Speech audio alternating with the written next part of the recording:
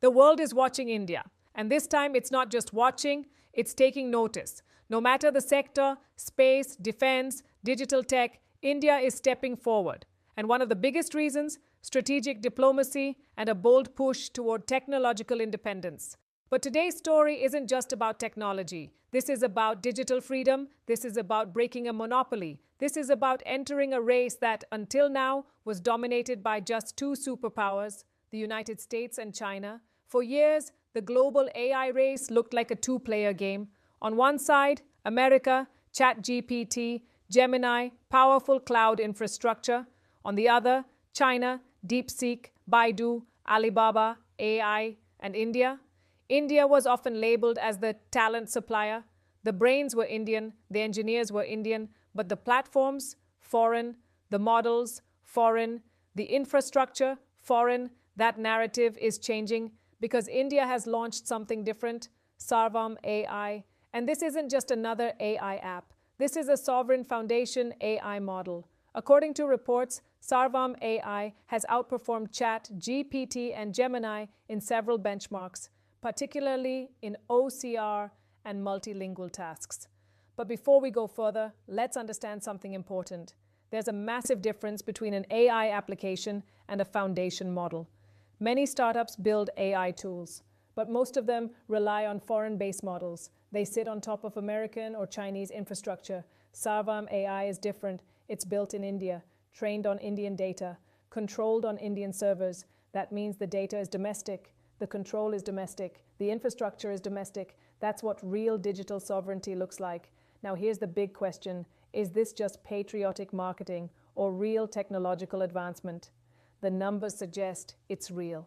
Reports indicate over 84% accuracy in English OCR benchmarks, over 93% accuracy in Indian language OCR tasks.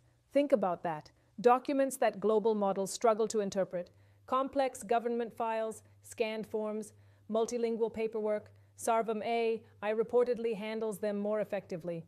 Why? Because it understands local document structures. It understands scripts like Devanagari, Tamil, Telugu, Bengali deeply and natively. And it doesn't stop there. If you're a content creator, you've probably heard of 11 Labs, a global leader in text-to-speech and voice cloning. But for many Indian users, something always felt slightly off. The tone, the pronunciation, the cultural rhythm.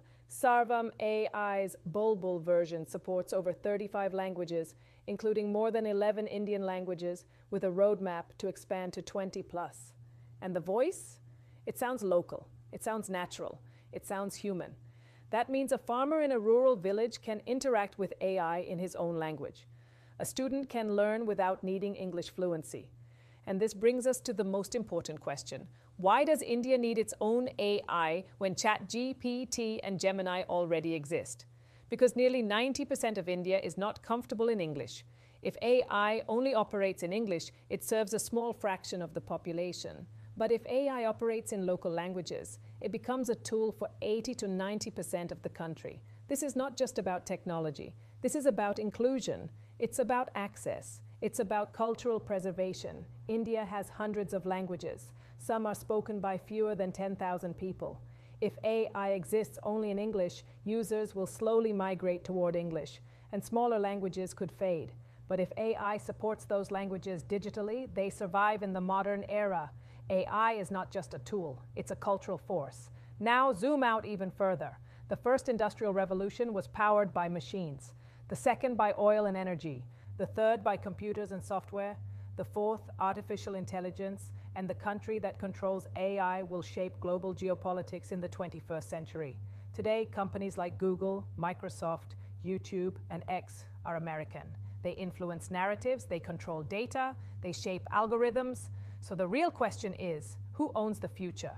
If India wants to become a true superpower, it cannot remain just a supplier of engineers. It must build its own platforms, its own infrastructure, its own models. Sarvam AI represents something larger than software. It represents a shift from dependency to self-reliance, from participation to leadership, from talent exporter to technology creator. And if this momentum continues, the AI race may no longer be a two-player game. It may just become a three-way competition, and that changes everything.